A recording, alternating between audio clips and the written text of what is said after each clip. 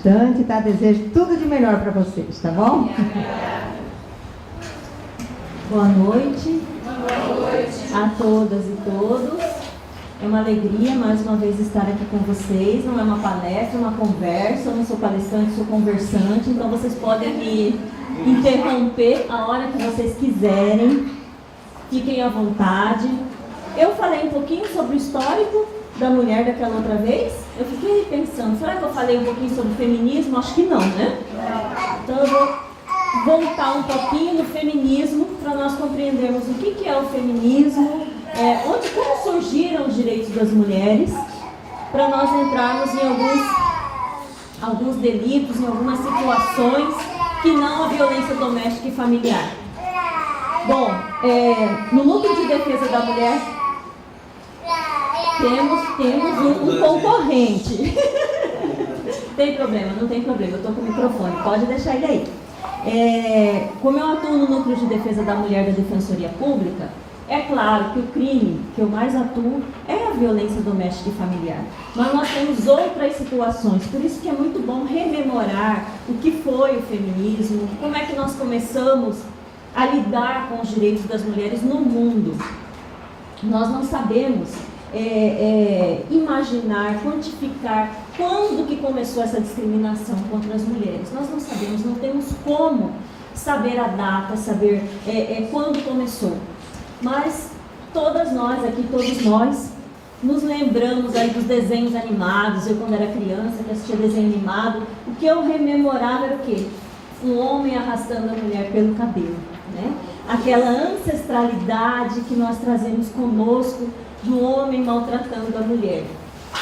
Primeiro, e dentro do direito, nós tivemos o direito grego e o direito romano, que sempre trataram a mulher, que foi o início do direito, como cidadãs de segunda categoria.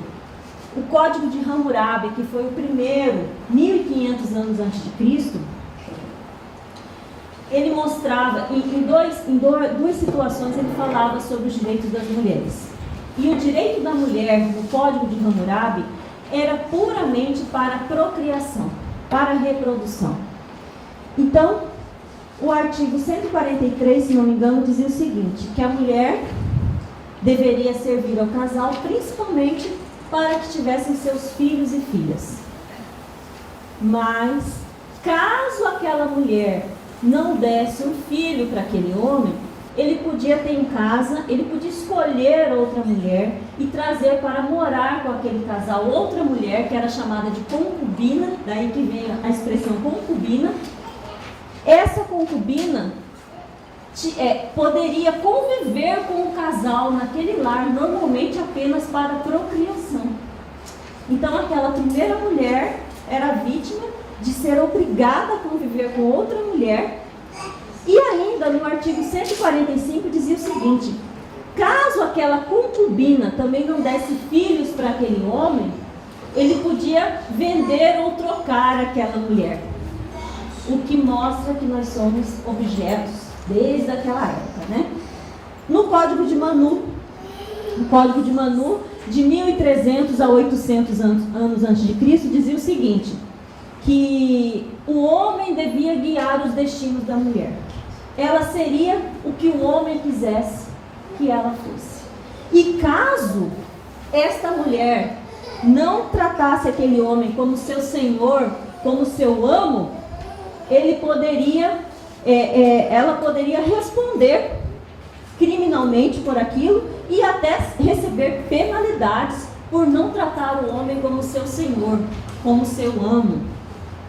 Então, para vocês compreenderem o início da nossa vida. No Egito Antigo, a mulher também era tratada como cidadã de segunda categoria, era também vista apenas para procriação, não podia administrar sequer o lar.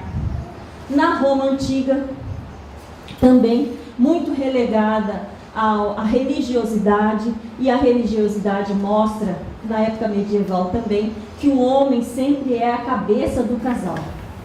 Não que eu seja contra a religião, jamais. Mas nós temos uma leitura diferenciada da Bíblia, né? Até hoje em dia. Eu acho que hoje em dia ainda nós não conseguimos ler a Bíblia como deveria, então acabam, em algumas situações, deixando a mulher como mais vítima ainda do seu companheiro, dizendo que o homem deve guiar os destinos da mulher também. Até hoje nós encontramos isso em algumas religiões, infelizmente, o que acaba redundando também na violência doméstica e familiar. A mulher de Atenas. Não sei se vocês se lembram daquela música de Chico Buarque, Mira ensinar as mulheres de Atenas. A mulher de Atenas era totalmente submissa. Por isso aquela música, que foi uma graça que Chico Buarque fez naquela época, mirem-se naquelas mulheres de Atenas, que viviam apenas por seus maridos e por seus filhos. As mulheres de Atenas, elas educavam seus filhos para a filosofia, apenas os homens. Apenas os meninos podiam estudar. As meninas eram criadas para o casamento, para servir o seu companheiro. As mulheres de Esparta. As mulheres de Esparta eram um capítulo à parte da nossa história.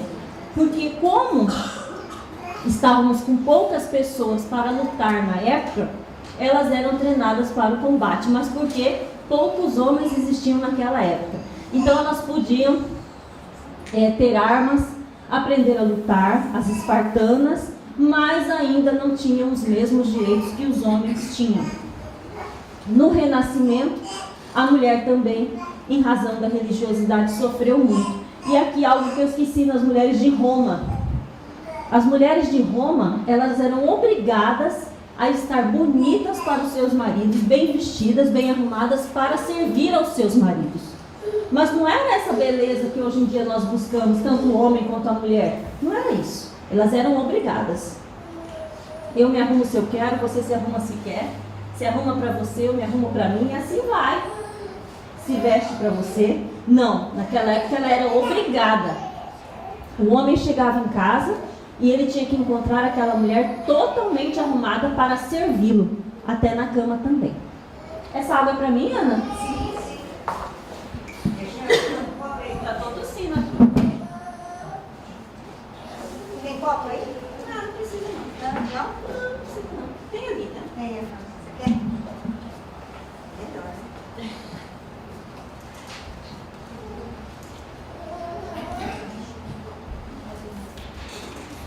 Bom, aí entramos na Revolução Industrial. Revolução Industrial, quando nós chegamos na Revolução Industrial, as mulheres foram praticamente jogadas para o mercado de trabalho, foram atiradas para o mercado de trabalho.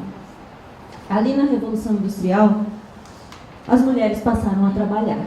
Elas passaram a mostrar a força do trabalho delas, saíram de dentro de casa e passaram a mostrar a força que elas podiam exercer lá fora também. Mas ganhavam bem menos que os homens, tinham uma jornada de trabalho muito maior do que a jornada dos homens, então acabavam sendo discriminadas e muito. Mas naquele momento, foi importante que nós passássemos a trabalhar, mesmo sendo discriminadas, porque ali nós mostramos a nossa força de trabalho. Chegamos na Revolução Francesa, 1789. E a Revolução Francesa, a França, o berço da democracia, tinha um slogan, né? Liberdade, igualdade, fraternidade. E naquele momento, os homens, o homem, o sexo masculino, passou a discutir muito os seus direitos. E as mulheres passaram a ouvir aquelas discussões dos direitos.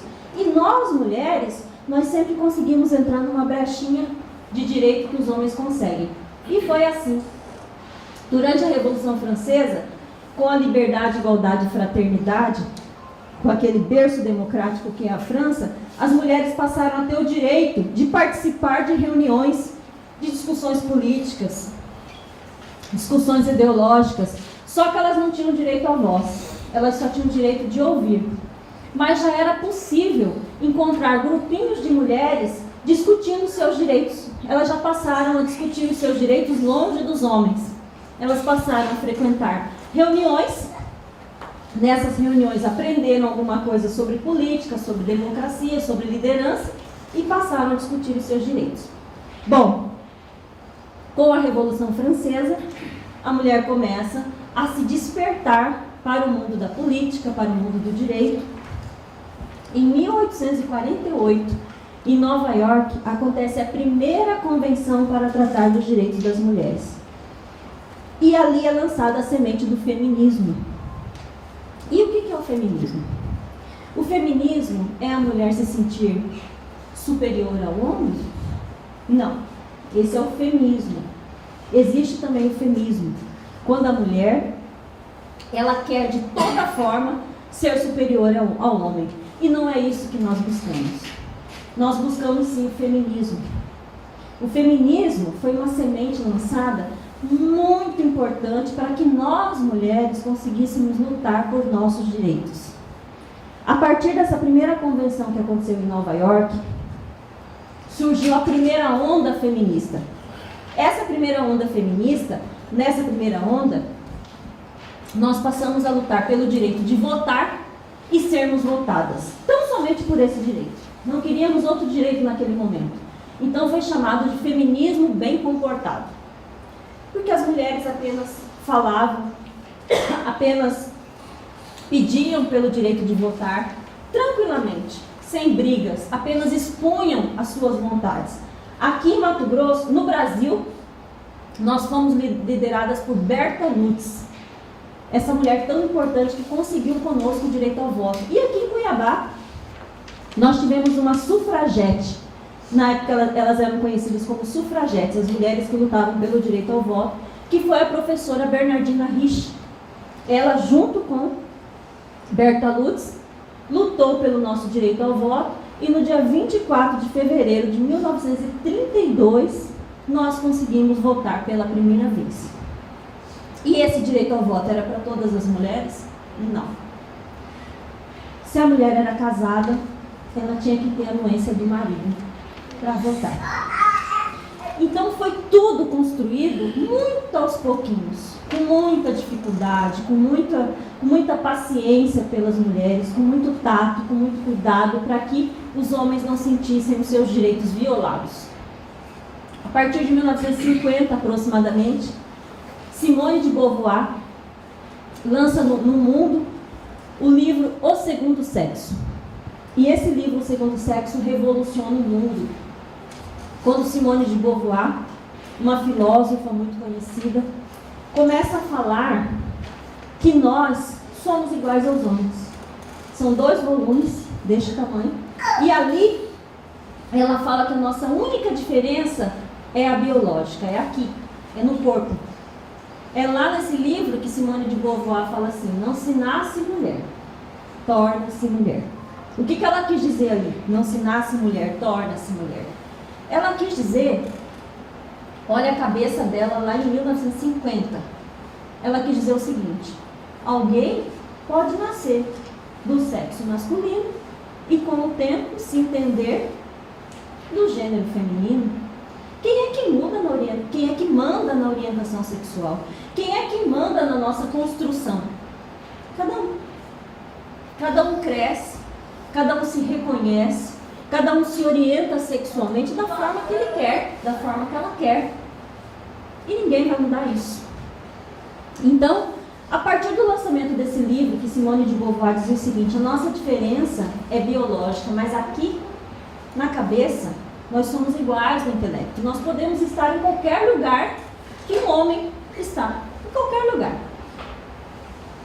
E aí foi aquela evolução. E com este livro, surgem aquelas feministas que realmente queimaram o sutiã. Que se revoltaram. Olha o que ela diz. É verdade, vamos lutar pelos nossos direitos. Então houve aquele feminismo mal comportado, que realmente lutou pelos direitos e que foi tão importante para nós. Porque a partir dessa época nós conseguimos a capitulação dos delitos sexuais. Não que só a mulher sofra violência sexual, os homens também sofrem. Mas 89% são as mulheres.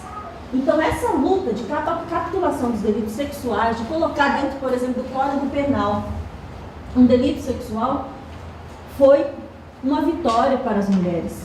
Foi muito importante para nós, porque nós é que somos vítimas ainda. Isso aconteceu na segunda onda feminista, que também veio para o Brasil. Todo mundo acompanhou. Quando começamos no Brasil a ditadura militar, na década de 60, não se falou mais em feminismo no Brasil. No mundo continuava se falando, mas no Brasil não se falou mais em direito de mulher, porque toda vez que existe restrição de direitos, os primeiros direitos perdidos são das mulheres. Não temos qualquer dúvida disso, né? Então o Brasil estagnou desde a ditadura no que diz respeito a direito das mulheres. Não se falou mais em feminismo. Aliás, quem abrisse a boca na época da ditadura para falar de feminismo, com certeza seria torturado e morto naquela época, né? Ou morta. Então, na década de 80, quando começamos a redemocratização do Brasil, com a volta do presidencialismo, como nós gostaríamos que fosse, com a volta da democracia, da cidadania, o lobby do batom surgiu no Brasil. Senadoras e deputadas federais e outras mulheres eleitas no Brasil afora se mobilizaram para incluir dentro da Constituição Federal de 88, que estava sendo criada, que estava sendo construída, que homens e mulheres são iguais perante a lei. E esse lobby do batom, esse movimento das mulheres senadoras, vereadoras, deputadas federais, mas principalmente a bancada feminista do Congresso, lutou por isso. E nós conseguimos, dentro da Constituição Federal, incluir que homens e mulheres são iguais perante a lei. Conseguimos também incluir direitos sociais para as mulheres. Conseguimos mostrar que a mulher era trabalhadora, que a mulher tinha direito à saúde. Tudo isso foi incluído na Constituição Federal, quando diz no artigo 5º que nós somos iguais perante a lei. E aí o Brasil entra na terceira onda feminista. E justamente dentro dessa terceira onda feminista, quando nós dizemos que homens e mulheres são iguais perante a lei, é que surgiu a necessidade de combater a violência que as mulheres sofriam. Não só a violência doméstica e familiar, qualquer violência que as mulheres estavam passando naquela época. E que era muito grande. A violência doméstica e familiar ainda era maior. Então, com a Constituição de 88, o Brasil assina vários tratados internacionais e sendo signatário desses tratados internacionais, nós somos obrigados a cumprir. Senão nós acabamos recebendo sanções. E foi o que aconteceu. O Brasil recebeu uma sanção porque tinha assinado um tratado que, nesse tratado, dizia que iria enfrentar a violência doméstica e familiar e não tinha uma lei até 2006, quando foi sancionada a Lei Maria da Penha. O Brasil foi obrigado a sancionar a Lei Maria da Penha. Inclusive, a OEA, a Organização dos Estados Americanos, junto com a ONU, indicou ao Brasil, determinou ao Brasil que a Lei 11.340, que é a Lei Maria da Penha, recebesse o apelido de Lei Maria da Penha, o nome de Lei Maria da Penha, para que nós pudéssemos homenagear aquela mulher que o Brasil não tinha dado valor quando ela disse que vinha sofrendo violência doméstica familiar, totalmente provado. Nós não demos valor para aquilo, o Brasil não deu valor. E acabou surgindo a Lei Maria da Penha. Bom, essa igualdade que tem na Constituição Federal, quando diz lá homens e mulheres são iguais perante a lei, é uma igualdade formal. O que é uma igualdade formal? É uma igualdade que nós não conseguimos tocar. É uma igualdade que você olha no papel e você fala, tá, homens e mulheres são iguais perante a lei. E aí, o que eu faço com isso? É uma igualdade formal. É importante? Muito importante. Mas o que nós buscamos é a igualdade material. A material é aquela que nós conseguimos tocar, que nós conseguimos falar, puxa vida, agora eu senti a igualdade.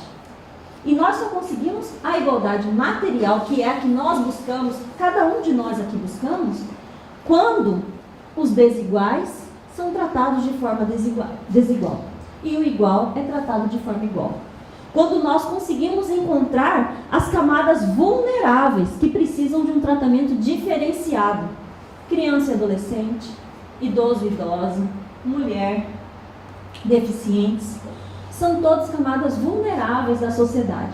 Então essas camadas vulneráveis precisam de leis que as protejam, para fazer com que a igualdade material possa ser presente. E aí, com a Constituição Federal, com todo esse boom, com o surgimento dos direitos humanos, explicando o que era direitos humanos para a sociedade, que não era apenas direito de preso e de presa, direito de pessoas em situação prisional, não. Mostrando que os direitos humanos são direitos mínimos que cada um de nós temos que ter e temos que sentir. Nós entramos na terceira onda feminista no Brasil. As mulheres começaram a lutar muito mais pelos seus direitos. Muito mais.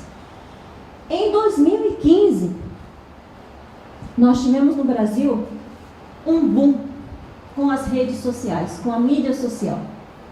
Com a mídia social, as mulheres passaram a narrar pela internet, desde 2015, aproveitando a internet, as redes sociais, Facebook, Instagram, todas as violências sexuais que elas já haviam passado. Elas jogaram para a sociedade aquelas violências horríveis que elas passavam e que há muito tempo elas sofriam. Anônimas e não anônimas, autoridades, no mundo afora. Mas no Brasil foi muito grande esse movimento. Não sei se vocês já ouviram falar na Jut Jut, que é uma feminista que faz canais no YouTube, e ela criou uma hashtag, não tire o batom vermelho. O que ela quis dizer com isso, não tire o batom vermelho? É que muitas mulheres em casa, quando colocam um batom vermelho, o homem pergunta para ela, você vai para onde com esse batom vermelho? Por que você está de batom vermelho? Você está procurando alguém na rua? Por isso que você passou batom vermelho? Então, criada essa hashtag batom vermelho, não tire o batom vermelho, ou a hashtag MeToo, eu também sofri, as mulheres foram narrando as várias violências que elas passavam, e principalmente as violências sexuais. E elas narraram muitas violências que elas sofriam dentro de casa, pelos seus companheiros, pelos seus pais, padrastos, tios, avós e por aí afora. E até por mulheres também. Mulheres narraram violências sexuais que elas passaram por mulheres. E esse ano ficou conhecido no Brasil como o ano da primavera das mulheres. Quando as mulheres floresceram, quando as mulheres falaram, não aceitamos mais qualquer forma de violência. E ficou conhecido assim. E com esse ano da primavera das mulheres, nós contemplamos mais uma vez, como tínhamos contemplado lá com Simone de Beauvoir, na segunda onda feminista, que o nosso corpo nos pertence. Esse é nosso, de verdade. Nós é que temos que cuidar dele. Esse é nosso, só encosta nele quem nós permitirmos e por aí afora. E passamos a dar muito mais valor àquelas leis que estavam no Código Penal há tanto tempo, leis que protegem mulheres de delitos sexuais e que era até invisível. Os assédios sexuais acontecidos dentro do ambiente de trabalho. O que é um assédio sexual acontecido dentro do ambiente de trabalho? Quando um homem, ou uma mulher também, pode ser um homem contra uma mulher contra um homem, tanto faz. Homem contra homem, mulher contra mulher, mas as maiores vítimas são mulheres. E os maiores praticantes dos assédios, os maiores agentes, aquele sujeito ativo que pratica o assédio são os homens, infelizmente. E o assédio sexual acontece quando um homem, quando alguém chega para outro de nível superior e hierárquico menor dentro do ambiente de trabalho e oferece, lhe propõe um favor sexual para que ganhe alguma coisa de melhor dentro do ambiente de trabalho. Aqui em Cuiabá nós tivemos um caso de assédio sexual que me marcou muito, que eu acompanhei. Um senhor, 70 e poucos anos, dono de uma empreiteira, muito rico, ele assediou uma servidora da empreiteira dele, não para ele, para o filho dele. Olha, te concedo aí um cargo melhor, uma posição melhor, se você tiver uma noite com o meu filho. E geralmente os delitos sexuais, ele foi punido, ainda bem. A mulher levou isso ao conhecimento das autoridades e houve a punição. Mas os delitos sexuais que acontecem contra a mulher, geralmente eles não deixam prova. Eles não deixam testemunha. Geralmente, o agressor, ele pratica ali, ó, entre as duas pessoas, entre quatro paredes, num ambiente que ninguém conhece. Mas a palavra da vítima no sistema de justiça tem grande valia. Por quê? Porque geralmente o agressor ele não vai procurar testemunha para praticar aquele ato. Então, se corroborado com os demais meios de prova, a palavra da vítima tem grande valor. E o que uma vítima deve fazer no caso de um assédio, por exemplo, dentro do ambiente de trabalho? Em primeiro lugar, ela não pode se calar, ela tem que contar para as pessoas que ela confia que estão à volta dela. Para que as pessoas passem a perceber o que está acontecendo com aquela mulher. Para que ela possa amealhar as provas e sair daquela situação. E algo que acontece muito no assédio sexual. Quando o agressor, ele tenta assediar aquela mulher e ele não consegue, a mulher não cede. A mulher fala, tá, o senhor fica com o cargo do senhor aí aqui, me deixa no meu lugar menorzinho aqui que eu não quero nada não. Geralmente ele começa a praticar o assédio moral contra a mulher. Já que ela não quis, eu vou tirá-la daqui de alguma forma. Então começam as perseguições dentro do ambiente de trabalho. O assédio moral geralmente pode acontecer sozinho também, mas geralmente ele acontece precedido de um assédio sexual. É muito comum que isso aconteça. Bom, nós tivemos, não sei se vocês se lembram, em 2016, um caso no Rio de Janeiro de uma jovem que foi estuprada coletivamente, acho que todo mundo ficou sabendo disso, uma jovem de 16 anos que sofreu um estupro coletivo. O estupro coletivo ele já vinha acontecendo há muito tempo, mas não havia sido divulgado como passou a ser divulgado na situação dessa jovem, que vários jovens estupraram essa menina, rodou na mídia social, foi para a rede e aconteceu tudo o que aconteceu com aquela moça e houveram dúvidas da sociedade. A primeira coisa que a sociedade faz geralmente é duvidar, mas o que será que ela fez, né, para passar por essa situação? Como se qualquer mulher não estivesse sujeita a uma violência sexual. Uma prostituta que tem o seu corpo como objeto de trabalho, ela também pode sofrer um estupro. Ela também pode ser vítima de uma violência sexual. Por que essa dúvida quanto à mulher? Quando ela fala não, é até ali, acabou. Dentro do casamento, se ela está mantendo um relacionamento sexual com o homem, na metade ela fala, daqui para frente eu não quero mais, parou aqui. Com o marido, com quem ela casou, com quem ela está morando há 10 anos, 20 anos, sei lá eu quanto tempo, um dia. A hora que ela fala, daqui para frente eu não quero mais, é estupro. E é um crime grave, é um crime muito grave. E essa mocinha, ela foi estuprada no Rio de Janeiro, e de tanta divulgação daquele caso, ela teve que ser mandada para fora. Hoje ela mudou a identidade dela, hoje ela teve que mudar nome, tudo, em razão de tudo que se passou com ela, em razão de tanto julgamento que ela recebeu também. Mas nós não temos dúvida que aquele caso foi um caso grave. E depois de estupro por várias pessoas, estupro coletivo. Depois tivemos no Nordeste, depois que aconteceu o caso com ela, tivemos a divulgação de um caso no Nordeste. Tivemos 2 casos no Nordeste, na verdade, por uma jovenzinha de 14 anos também, dentro de uma escola, numa aula de educação física, ela foi pega à força por alguns colegas da escola, se não me engano, do Maranhão. E isso acontece, parece que dá ideia, né? Quando um crime acontece, parece que dá ideia para a sociedade. Então a forma, até isso tem que se trabalhar na sociedade. A forma que o crime é divulgado, é importante a imprensa divulgar. Para mostrar, nós estamos de olho, recebe a punição, mas nunca endeusar aquele agressor. Nunca. Acaba sendo uma aula para os demais, né? Justamente, para não ser uma aula. E é o que nós chamamos de efeito Werther. O que é esse efeito Werther? Ele acontece muito no suicídio, vocês já perceberam? O efeito Werther, ele surgiu quando foi divulgado um livro sobre suicídio e romantizaram aquele suicídio cometido por um jovem que morreu por amor, porque não tinha sua amada e tal. Depois que foi divulgado aquele livro, mais de 20 jovens na outra semana se mataram também. E o nome do jovem era Werther. E no suicídio ficou muito conhecido o efeito Werther. Quando acontece um suicídio, vários suicídios acontecem. E os crimes também de violência contra a mulher, vocês podem perceber.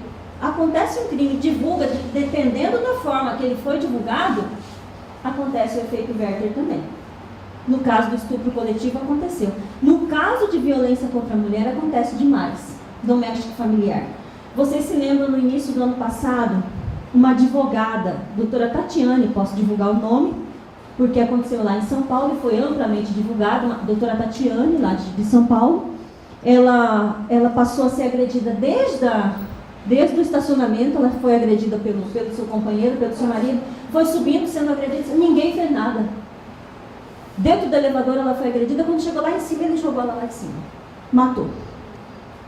Mas ela foi agredida desde lá de baixo. Ninguém fez nada, ninguém do prédio fez nada.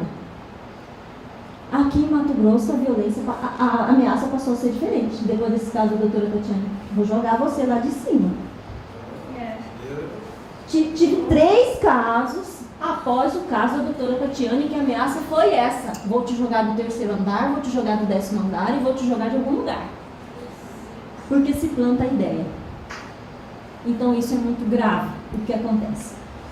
É natural que isso aconteça dessa forma. Nunca divulgar que um homem matou uma mulher por amor. Ninguém mata ninguém por amor. Nunca divulgar que estuprou porque ela não quis e ele sentia muito desejo, muito amor por ela. Não, ele estuprou porque ele é um bandido. Ele é um bandido. Ele não se conteve. Se ele não se conteve, ele não pode nem viver nesse mundo. Quem não consegue conter os seus instintos? Fica em casa, se tranca em casa. Não é verdade? Não é assim que nós temos que pensar? É dessa forma. Bom, então a violência sexual, ela ganhou no Brasil uma nova roupagem desde 2015. Na verdade, desde 2009. Quando o estupro, ele passou a ter uma nova leitura. Antigamente, antes de 2009, o estupro era crime somente da seguinte forma: quando havia introdução do órgão na mulher. E só podia ser praticado do homem contra a mulher com a introdução do órgão sexual masculino na mulher. Esse era o estupro até 2009. A partir de 2009, o estupro teve o seu conceito ampliado. Então não é mais só de homem contra mulher. Pode ser de homem contra mulher, de mulher contra mulher, de homem contra homem, de mulher contra homem, e assim sucessivamente. Até porque as orientações sexuais mudaram. Nós temos que adequar a nossa vida em sociedade, certo? Então, o estupro hoje não é só a introdução. Dependendo da forma, da violência, como o agressor se aproxima da vítima, ele já comete um estupro mesmo antes de cometer o ato, de executar o ato da introdução do seu órgão sexual. Bom, então, várias situações surgiram no Brasil.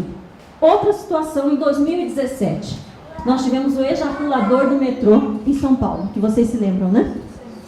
Ele ejaculou, ele se encostava nas mulheres no metrô, cheio, lotado, e ejaculava nas mulheres. E não foi uma vez só, não. Ele ejaculou em várias mulheres. Até um dia, ele ejaculou no pescoço de uma vítima. E aquele clamor foi tão grande, aquela mulher fez um escândalo tão grande dentro do metrô, que ele foi preso imediatamente. Justo, né? Fez escândalo justo. Justo, mais do que justo. Na verdade, a mulher vítima de violência, de qualquer violência, é isso que ela tem que fazer, um escândalo. Ela tem que fazer um escândalo. Por tantas mulheres terem ficado quietas tanto tempo, é que nós tivemos tanto crime. A Márcia Grande teve um caso recente. Ejaculou também. E foi no final de semana. Aquela mulher estava saindo para passear com seus filhos. E ela foi ejaculada por um homem. E o banquinho de reincidente. Foi triste mesmo. Em razão desse caso do ejaculador do metrô, ele foi preso imediatamente. E o que aconteceu com ele? O juiz, na época que recebeu este homem, entendeu que não era crime. Porque não tinha, dentro do Código Penal, a capitulação para esse delito. Ou ele era enquadrado dentro de uma contravenção penal, que é um crime pequeno, que é a importunação ofensiva ao pudor, que era a importunação, ou ele tinha que ser enquadrado num crime extremamente grave, que é o estupro, pena mínima de 6 anos, fora a forma que o estuprador é conhecido pela sociedade. O nojo que a sociedade tem de um estuprador. A reprovabilidade da conduta é muito grande. Eu sinceramente, mesmo como defensora pública, mas como eu vejo muito sofrimento da mulher, com ampliação do delito de estupro, eu não teria dúvida de capitular no estupro. Porque ele se esfregou nela até se ejacular, no pescoço. Podia ser em qualquer parte do corpo. Mas o juiz, à época, soltou, porque ele não encontrou um crime para punir esse homem. E nós sabemos que dentro da legislação, dentro do Código Penal, não há crime sem lei anterior que o defina. Nós temos esse princípio dentro do Código Penal, da anterioridade da lei penal. Então nós não podemos falar de um crime se não tem uma lei que venha defini-lo como crime. Se a conduta não é crime, pode ser imoral, mas não é crime. Então a pessoa não é punida pelo direito penal. E naquele caso, não houve punição para esse agressor. E houve a sociedade inteira, homens e mulheres, ficaram com muita raiva daquela situação toda. Como que este homem faz isso e não acontece nada com ele?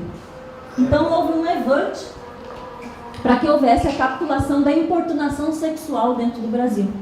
Até que em 25 de setembro do ano passado, nós tivemos a capitulação da importunação sexual dentro do Brasil. A importunação sexual, ela veio, já está em vigor. Nós tivemos o primeiro carnaval com a importunação sexual. E essa importunação sexual, ela é um crime subsidiário do estupro. O que é isso? Primeiro, o magistrado, a magistrada vai analisar, o aplicador da lei vai analisar se não houve cometimento do estupro. Se não houve cometimento do estupro, enquadra-se na importunação sexual. A importunação sexual é satisfazer a vontade sexual, que nós falamos no direito de lascívia, satisfazer a lascívia sem que a outra pessoa, sem o consentimento da outra pessoa. Por exemplo, um beijo forçado, um beijo roubado, que acontece tanto no carnaval. Passar a mão no corpo da mulher, nas nádegas da mulher, nos seios da mulher, em alguma parte do corpo, onde ela, a vítima, sinta que ela teve o corpo dela vilipendiado naquele momento. Onde ela diga, olha, realmente eu não queria isso, isso aqui aconteceu. E veio como um crime de médio potencial ofensivo, de 1 a 5 anos. Ele veio como um crime, para mim, até muito grave, mas era necessário. Era necessário. Esse ejaculador do metrô já seria imediatamente enquadrado neste crime, se não entendesse que não se tratava de estupro. Para mim foi estupro. Eu não tenho a menor dúvida de dizer. Mas entendimento jurídico não se discute, né? Se recorre ou outro tipo de situação. Mas naquele momento não houve. Oi. Me desculpa, mas é porque não era parente do juiz, se fosse, ele tinha mandado ele matar. Mas você falou algo muito importante, porque as pessoas, não só o homem não, muitas mulheres só começam a entender o direito das mulheres quando elas sofrem na pele, ou quando elas têm alguém da família, algum amigo próximo que sofreu alguma coisa. Há um tempo atrás, um radialista que sempre me entrevistava, ele falou assim para mim, olha, eu vou confessar uma coisa para a senhora. Eu sempre entrevistei a senhora, mas eu achava que a senhora era muito incisiva em prol da mulher. A senhora falava muito de direito em prol da mulher. Eu concordava com algumas coisas que a senhora falava. Mas outras coisas eu falava, mas ela exagera demais em prol da mulher, né? Ele falou até que minha filha, de 13 anos, foi fazer uma excursão, ele é evangélico, foi fazer uma excursão com a igreja no carnaval. E a minha filha foi abusada sexualmente. Na hora me veio a doutora Rosana na cabeça, que eu vi que a senhora tem razão no que a senhora fala. Não foi estuprada, mas chegaram de passar a mão, uma menina de 13 anos, ela chegou em casa chorando, teve que acionar a polícia, foi aquele bolo todo, ele sofreu demais, a família sofreu demais, mas aí ele falou, aí eu passei a entender o que a senhora fala. Quer dizer, muita gente não entende o que as mulheres falam, e principalmente quando uma mulher não entende e não se solidariza com outra mulher, eu fico muito triste, porque qualquer mulher pode ser vítima a qualquer momento. Porque nós somos mais vulneráveis dentro da sociedade. Isso não há dúvida, não há qualquer dúvida. E a importunação sexual, ela veio para suprir uma lacuna que nós tínhamos no direito. Nós tínhamos, dentro da contravenção penal, a importunação ofensiva ao pudor. Essa importunação ofensiva ao pudor era muito utilizada quando as mulheres eram cantadas nas ruas. Então, eu não me arrumo, eu não me visto, não tomo um banho para chegar na rua, sair na rua e ouvir assim: ô gostosa, ô lá em casa. Vocês sabem a região do país que mais canta mulheres? Centro-Oeste. Centro-Oeste. Uma pesquisa que foi divulgada em 2017, 94% das mulheres entrevistadas disseram que já foram vítimas de assédios nas ruas cantadas. 8% disseram que já foram estupradas dentro do serviço público. Isso é um dado grave, né? Isso é um dado muito grave. Fica mais grave quando é na família, né? Então, nós mulheres, quantas de nós mulheres estamos caminhando na rua, numa calçada, quando encontramos ali uma rodinha de homem conversando, o que nós fazemos? Mudamos de calçada. Se você não está afim de levar uma olhada, uma cantada, uma xingada, uma humilhada, você muda de calçada. Parece até verso, né? Parece até verso, mas é verdade. É verdade. E todo mundo já passou por isso, todo mundo. Eu estava falando isso uma vez lá na... Oh, meu Deus, aquela empresa pública, aquela empresa grande daqui, não é Embratel. Não. Eles me chamaram para uma palestra e eu falei assim, mas estava cheio. Estava cheio. Tinha umas 300 pessoas. E eu estava falando disso. Eu estava falando, olha, a mulher não quer ser cantada, a mulher não merece ser cantada, a mulher não gosta de ser cantada, ninguém se arruma para sair na rua e ser cantada. Aí chegou uma mulher, levantou a mão no meio daquele monte de gente e falou assim: doutora, eu concordo com a senhora, mas às vezes eu acordo com minha autoestima tão baixa. Aí eu ponho uma sainha e passo na frente de uma construção. Eu falei: olha, ninguém ouviu o que a senhora falou aqui. Ninguém ouviu o que a senhora falou. Mas para você ver como tem mulheres que não entendem o direito de outras mulheres. Elas não conseguem entender. Como esse radialista que me disse: eu só passei a entender quando aconteceu dentro da minha família. É brincadeira, gente, cantada não é elogio. Um homem não canta uma mulher que ele não conhece. Ele quer levar para casa uma mulher que ele nunca viu na vida? Sabe lá o gênio daquela mulher? O que ele quer com aquela mulher? Ninguém se apaixona pelos outros do dia para a noite, que isso? E só de olhar. Então, quando um homem diz para uma mulher assim: ô gostosa, ele não conhece a mulher. Ele está falando o seguinte para ela: eu sou superior a você e eu falo para você o que eu quiser. Se eu quiser te chamar de linda, de gostosa, de maravilhosa, eu falo a hora que eu quiser. Isso é a cantada, na visão do homem. Não é porque ele achou a mulher bonita, não. Isso a mulher tem que ter bem claro, que só nos elogia quem nos conhece profundamente. Se a pessoa não nos conhece profundamente, vai nos elogiar como? Esse não é o elogio. Então essa era a capitulação que tínhamos lá na contravenção penal, que hoje pode ser, hoje a contravenção penal dessa cantada, dessa importunação ofensiva ao pudor não existe mais, justamente em razão da importunação sexual. Isso aí passou a ser muito maior. Não que uma cantada hoje não seja crime, nós podemos enquadrar em outros crimes, como por exemplo injúria, uma difamação, até uma calúnia, se um homem falar alguma coisa relacionada a crime. A cantada, ela é crime sim, e nós podemos enquadrar em algum lugar. Isso é que tem que ser certo no Brasil, e que se entenda, que a mulher entenda que aquilo jamais vai ser algo bom para ela. Isso nós temos que divulgar, para que haja esse entendimento. Bom, e a importunação sexual, ela veio justamente para modificar esse entendimento que nós não tínhamos dentro do Brasil. Nós não tínhamos. Como era capitulado um beijo forçado? Ninguém sabe. Podia ser pelo mais ou pelo estendendo toda essa situação. Dentro de shows, as passadas de mão, não é? E nós não tínhamos também a capitulação de um delito aqui no Brasil, que é o estupro corretivo. Já ouviram falar? Que também passou a ser capturado no dia 25 de setembro do ano passado. O que é o estupro corretivo? Ele acontece quando alguém se acha no direito de corrigir uma conduta em outra pessoa. Como assim? Uma mulher se diz lésbica.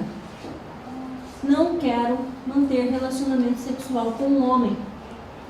E muitos a estupram para falar assim, você é lésbica porque você não conhece um homem com H. Vou te mostrar o que é um homem. Aí você vai aprender a ser mulher. Isso acontecia demais. Nós tivemos o relatório do lesbocídio do Brasil, que é a morte de mulheres lésbicas. 58% das mulheres mortas, das mulheres lésbicas, antes de serem assassinadas, elas foram estupradas. Mostrando o tamanho da discriminação no nosso Brasil contra as mulheres que têm outra orientação sexual. A orientação sexual é uma construção, gente, que nós temos que respeitar. Nem sempre alguém que nasce de um sexo vai ter aquela orientação sexual até o final da vida. Nós temos que respeitar. Por que tratar alguém de forma diferenciada se ele não se reconhece da forma do sexo que ele nasceu? Se uma mulher nasce do sexo feminino e ela não quer manter um relacionamento sexual com um homem, ela quer manter com uma mulher, é a orientação sexual dela. O que nós temos a ver com isso? O que isso vai trazer de ruim para a sociedade? Nós temos que respeitar esse ser humano. Isso é respeitar o direito do outro e da outra. E esse estupro corretivo surgiu justamente por isso. Não tínhamos como tratar isso dentro da sociedade. Era estupro? Era estupro, mas nós tínhamos que aumentar a pena do estupro corretivo, porque ele tentava mudar o comportamento de alguém. Em fevereiro desse ano, tinha recém-inaugurado aquele shopping estação, aqui em Cuiabá. Em fevereiro, não sei se vocês acompanharam pela mídia, o que aconteceu? Uma mocinha, na hora de pico nos restaurantes, ela é atendente daquele restaurante, de um dos restaurantes japonês lá, e ela é lésbica. E ela estava 12:30, mais ou menos, no restaurante, atendendo aos clientes. Chegou um empresário, bem sucedido aqui de Mato Grosso, 40 e poucos anos, e começou a agredir essa moça, falando para ela que ela era lésbica porque ela não sabia o que era um homem de verdade. Puxou essa moça, tiveram que retirar da mão dele, ele foi preso imediatamente, ele foi preso em flagrante. Pegou essa moça e tentava tirar a roupa dela para mostrar naquele momento para ela o que era ser mulher, porque ela não sabia o que era ser mulher. Nós tivemos isso aqui dentro de Cuiabá, dentro do shopping estação, 12:00 e pouco, em horário de pico. Ela passou toda essa vergonha com este rapaz, em razão da orientação sexual dela. Outro crime capitulado que nós tivemos em 25 de setembro do ano passado, pela Lei 13.718, foi também os crimes cibernéticos, divulgação de nudes, divulgação de imagens pornográficas. E aí a pessoa fica pensando assim, e os grupos de WhatsApp, né? Como é que ficam esses grupos de WhatsApp? Eu entendo totalmente perigoso a pessoa estar num grupo de WhatsApp onde chegam nudes, onde chegam pessoas peladas, onde chegam vídeos de pornografia. E a pena é de 1 a 5 anos. Então, se eu estou dentro de um grupo de WhatsApp, chegam nudes, a primeira coisa que eu faço é sair, para eu não responder pelo crime, porque eu estou ali dentro, eu estou vendo. Eu não sei se aquela imagem foi autorizada. Eu não sei se é imagem de menor de 18 anos. Como é que eu vou ficar ali dentro desse grupo de WhatsApp? E isso é normal, gente. Não estou falando de coisa que não acontece. Isso é normal. Então, hoje, há uma penalidade para aquele ou para aquela que divulga a imagem de pornografia de menores pela rede mundial de computação, por WhatsApp também, e também para as pessoas que divulgam cenas de sexo entre crianças, entre adolescentes, e a penalidade é grande. Uma situação que aconteceu no Piauí, no final de 2017, isso. A primeira vez que houve a punição de um estupro virtual. O estupro é o contato, né? Mas houve a punição. O que aconteceu? Uma moça, ela namorou uns 2 anos um rapaz e ela não quis mais manter o relacionamento. E ele tinha nudes dela, ele tinha cenas deles praticando sexo e ele começou a ameaçar essa moça. Se você não ligar o Skype do seu computador, não se despir na frente do computador, eu vou jogar todas as suas imagens no Google. Todo mundo vai ver você pelado. Se você não fizer isso, não se masturbar para mim diante do Skype, eu vou jogar sua imagem no Google. Isso aconteceu no Piauí. E essa moça fez isso umas 2 ou 3 vezes chorando. Até que ela teve a ideia de chamar a polícia para acompanhar o computador dela quando aconteceu. E ele foi preso por estupro virtual. Que é, para vocês terem uma ideia, uma noção de como o mundo hoje está evoluindo, né? Nós evoluímos na rede mundial de computadores, mas nós evoluímos também na prática de crimes. São coisas absurdas que você fala assim, não acontece, acontece, todo dia acontece. Todo dia tem no meu gabinete divulgação ameaça por divulgação de imagem de nudes. Terminou o relacionamento, o homem fala, eu tenho suas imagens, vou jogar, não vai voltar comigo? Não vai voltar comigo, vou divulgar tudo. Tem muitas que voltam por medo mesmo, porque, gente, uma vez jogou no Google, nunca mais você recupera a sua imagem. Pode conceder 1000 liminares. Aquele que copiou sua imagem já tem. Não tem uma liminar que vai alcançar a casa de cada um de vocês. Não existe, gente. Então, uma vez uma imagem jogada no Google, nunca mais você vai recuperar a sua vida como você gostaria. Não é verdade? E isso, infelizmente, é uma realidade. Tivemos um crescimento muito grande com a rede mundial de computação, com os computadores, com tudo isso, mas tivemos a ampliação dos crimes de forma brutal, principalmente contra as mulheres. Hoje tenta-se punir o stalking. O que é o stalking? É a perseguição, que é feita também muito contra as mulheres vítimas, que se separam do companheiro e ele começa a perseguir por internet, querendo saber onde ela está. Muitos perseguem através do filho. Onde sua mãe estava? Onde sua mãe foi?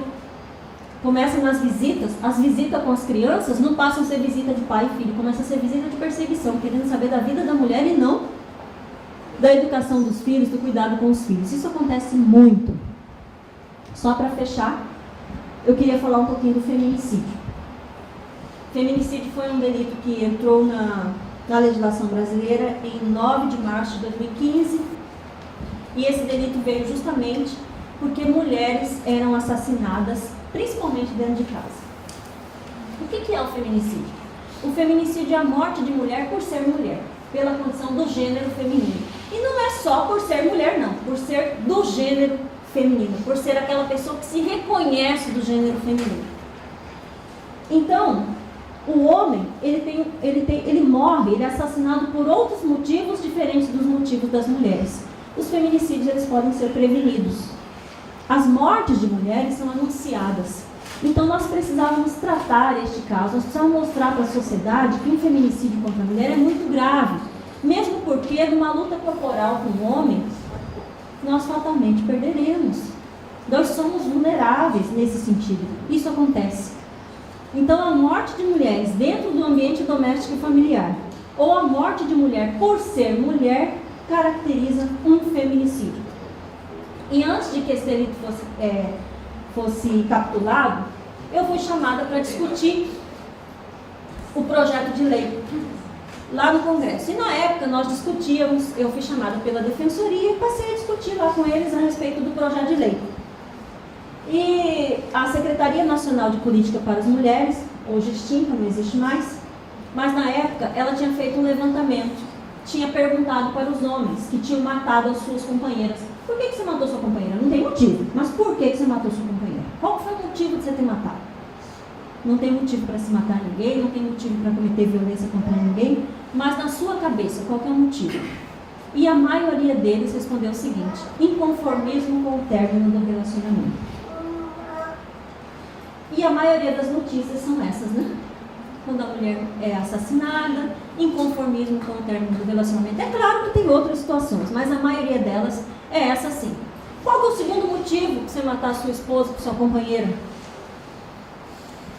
Quebra da masculinidade, quebra da virilidade masculina. O que é isso? Traiu, tem que morrer.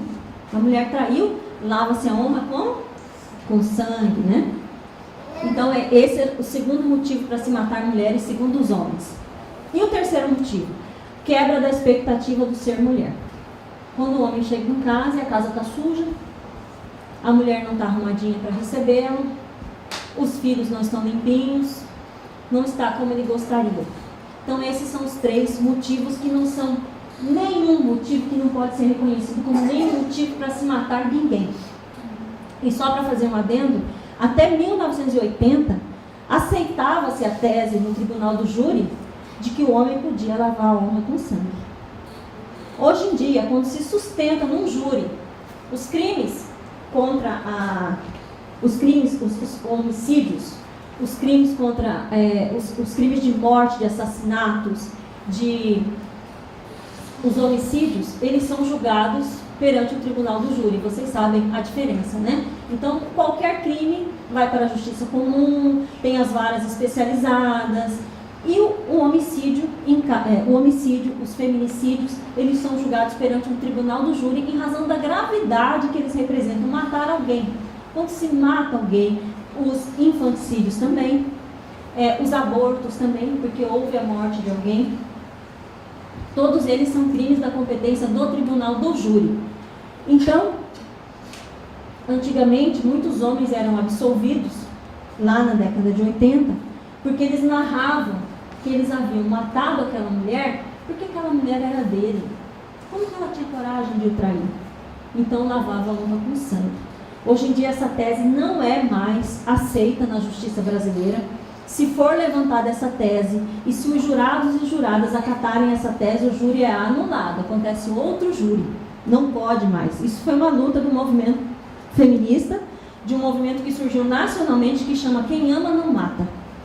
Surgiu ali no Sudeste, mostrando que não há motivo para se matar mulher e que não se mata ninguém, nem mulher, nem homem, por amor. O amor é outro tipo de sentimento, né, gente? Que não tem nada a ver com sofrimento, com violência, com morte e por aí afora. Olha, eu já falei bastante, estou à disposição para perguntas, para que vocês possam tirar qualquer dúvida. Não falei de violência doméstica hoje, porque nós falamos na outra ocasião, mas qualquer dúvida também de violência doméstica familiar, eu estou aqui à disposição para sanar a vocês, tirar de vocês. Alguma dúvida? Alguém tem alguma pergunta?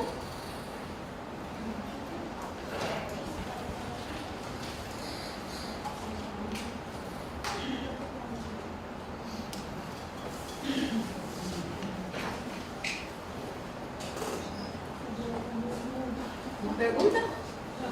Pode falar. Eu vou falar referente à educação sexual. Houve um caso, acho que uns 4 meses, dentro do ônibus, na Operação, e foi até o pessoal filmou com um rapaz, eu acho que era uma mulher que representava, não sei como aconteceu nada. O que eu quero falar é o seguinte: a maioria dos comentários postou no Face, e o secretário da paz, aí a mulherada, a maioria dos mulheres. Ah, mas ela está se esfregando nele. Ah, mas ela fez isso porque ela estava querendo. Ah, então, assim, como você falou, as mulheres estão contra as mulheres, mas nesse caso, elas acham que a vítima é a culpada. É o julgamento, né? Esse julgamento é muito complicado. Um rapaz, funcionário da casa, mulher achava que não aconteceu nada. Eu vim lá no bairro lá. Será que foi feito um boletim de ocorrência? Porque o boletim de ocorrência é necessário. É necessário se fazer um boletim de ocorrência? Não, vocês querem falar E essa mudança que aconteceu, olha só a importância disso que você está falando. Essa mudança que aconteceu lá em setembro, antigamente os delitos sexuais, a mulher, quando é maior de idade, ela podia, é um delito que dependia de representação da mulher. Porque os delitos sexuais, às vezes, quando eles são investigados, mexe muito com a mulher por dentro. Ela tem que chegar, ela tem que mencionar, ela tem que contar tudo isso. Mas é importante porque o agressor, ele só para se ele é punido, se ele é chamado pelo poder público. Enquanto ele não é chamado, ele continua agindo. Não, com certeza. Tem um agressor que nós vamos pegar uma hora. 3 pessoas já me falaram. Ele fica no ponto da Maria Taquara, 4 horas da tarde ele entra no ônibus. E ele começa a passar a mão em mulher. Tem até... Você já pensou? O que é isso? Eu já, todo ônibus que eu tô, ele entra, eu já percebi que eu fico, agora eu vou pegar. Um dia toda mulher ele passa a mão. Todas, seja menina, seja idosa, Tá vendo? Tem que ser detido. Ele usa a deficiência dele, que as mulheres não levantam, ele senta e começa. Ele fica assim, quando ele vê uma mulher que ele quer, bota todos aqui, ele quer Léo, ele fica Léo. Ele fica assim, ó, o olho dele, fala assim, aí vai chegando, aí levanta daqui, se alguém levantou, eu sento aqui, ele já vai, e ela está em pé. E esse crime da importunação sexual surgiu justamente por causa dos coletivos de ônibus e por causa dos metrôs. Todo dia ele anda de ônibus, ele passa livre, né? Todo dia, doutora. Que absurdo. Um dia eu vi ele olhando no mostrou. O vestimento dele era um evangélico, ele tem 16 anos. Quando eu vi, ele estava assim, estava assim, aí quando ele vai atacar ela, ele dá o sinal, assim. Quando ele deu o sinal, Ele já passa a mão. esse olho está pegando no mundo da perna dele, no braço da frente. Eu puxei, ela caiu em cima de mim, minha menina, não recebeu. Fez assim, que ele vai dar uma testa dele. Tanta força que ele foi para pegar isso. Ainda tem muito isso. Então, isso é um verdadeiro E absurdo. é todo dia, ele anda de ônibus todo dia. Que se pode fazer uma vez? Tem que filmar, tem que... Requisitados, filmagem, muito. Olha, o que está acontecendo?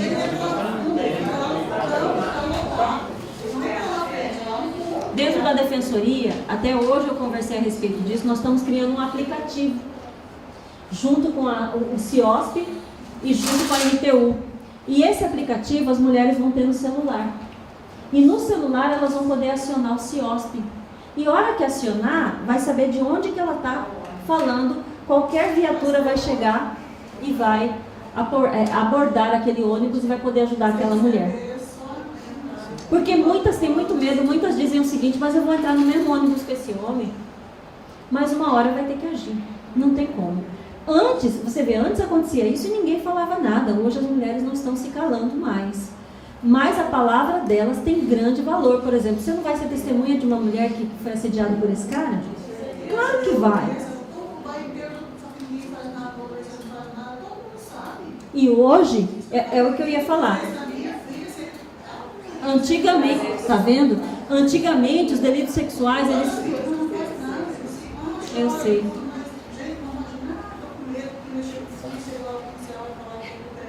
Uhum. Eu sei.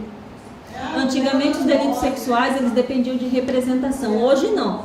Hoje, qualquer pessoa que saiba que uma mulher está sendo vítima de violência sexual, ou qualquer está sendo vítima de violência sexual, a pessoa pode denunciar. A pessoa pode ser testemunha. Então, hoje não depende mais da mulher. Eu até tenho a dúvida de que se isso foi bom para a mulher. Mas, porque tira a liberdade dela de dizer, olha, eu quero que se movimente um processo, eu não quero. Mas em casos como esse, que dúvida que nós vamos ter, né? Porque eu fui conversar uma vez, lá no Rio, eu estava falando sobre delitos sexuais. E teve uma mocinha que falou assim para mim: doutora, aqui no Rio a situação é diferente. Aqui nós temos as organizações criminosas. Então muitas mulheres são estupradas pelas organizações criminosas dentro das favelas. Elas jamais elas vão continuar sendo denunciou, vai ser morta no outro dia. E não mata só ela não, mata a família inteira, acaba com todo mundo. Quer dizer, há aquele medo ainda, né? Principalmente num estado como é o Rio de Janeiro. Mas nós vamos ter que combater. Nós vamos ter que enfrentar isso de alguma forma. E esse aplicativo que nós estamos criando pela Defensoria vai ser muito importante, justamente porque as mulheres que são muito atendidas pela Defensoria estão nos procurando. Vamos fazer algo. Então nós teremos esse aplicativo dentro do... Todo mundo hoje em dia tem celular, né? Acionou o aplicativo, o carro da polícia vai parar aquele ônibus e perguntar: o que está acontecendo aí? Quem que é fulano? Sou eu. Então já vai poder identificar naquele momento. Então nós estamos torcendo para que isso possa realmente ser realidade logo, para que possamos enfrentar, combater essa forma de abuso que está acontecendo e que machuca tanto as mulheres. Muitas começam a pensar assim: mas será que realmente a minha roupa está errada? A forma como eu me porto está errada? Não! Nós temos que entender muito bem, principalmente nós que sabemos, temos que entender muito bem dentro do contexto quem é vítima e quem é agressor. Nós vivemos num país livre, onde eu posso usar a roupa que eu quiser, sem que eu venha a ser agredida de qualquer forma, humilhada, estuprada, abusada. Qualquer um de nós. Por que um homem pode sair sem camisa, gente? Não estou falando que a mulher vai sair sem camisa, mas um homem pode andar sem camisa na rua.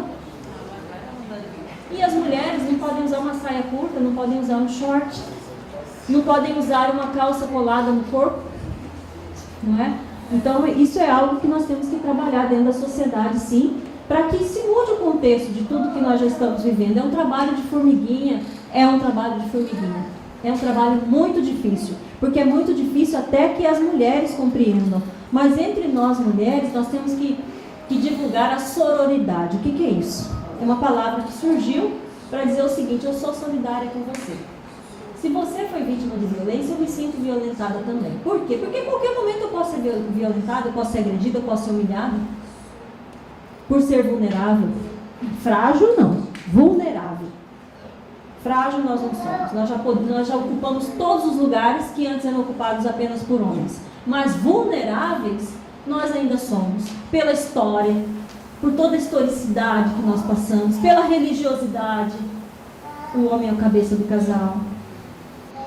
E pela forma que nós fomos criadas. E criados também, né?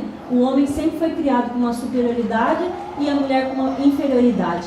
Eu me lembro meu irmão em casa, com 15 anos, porque naquela época, gente, antigamente o código de trânsito era tranquilo, né? Eu com 15 anos, eu dirigia, Ana, você também, né? Todo mundo pegava o carrinho do pai com 15 anos e dirigia. Vai dirigir hoje, pra você ver, na cidade. Não era tão severa ali como é hoje em dia. Mas meu irmão com 15 anos podia sair com o carrinho dele, eu não.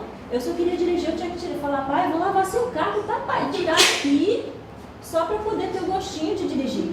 Mas o meu irmão podia. Quer dizer, tem a diferença dentro de casa. Queira ou não queira, nós tratamos essa forma diferente, né?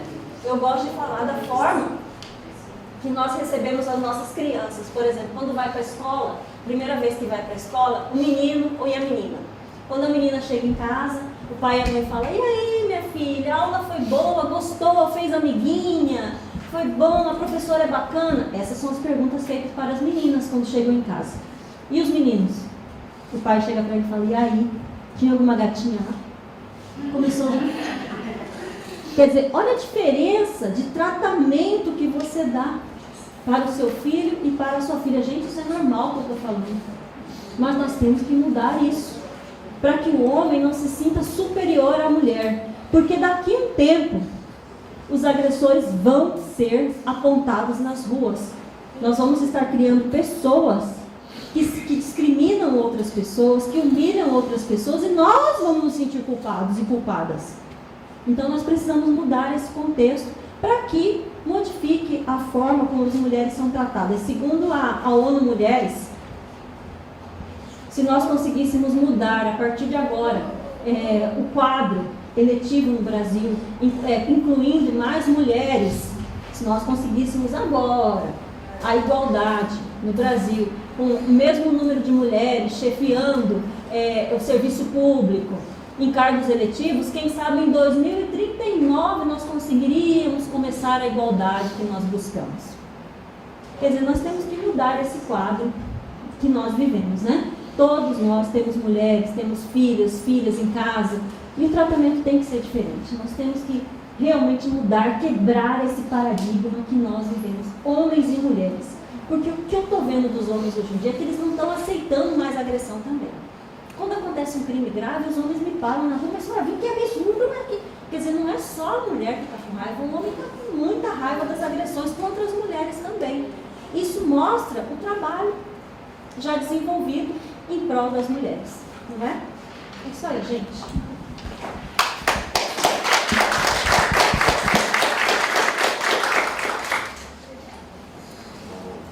Que bom, né? Eu quero agradecer de coração a sua colaboração, né? É minha amiga de turma, nós formamos juntas. Formamos juntas, ela se predispor vir aqui, né, para capacitar vocês, depois de um dia todo de trabalho. Então, eu quero agradecer profundamente, viu? E eu que agradeço. E sempre quero que você volte. Só me chamar. Tá bom. Vamos fazer.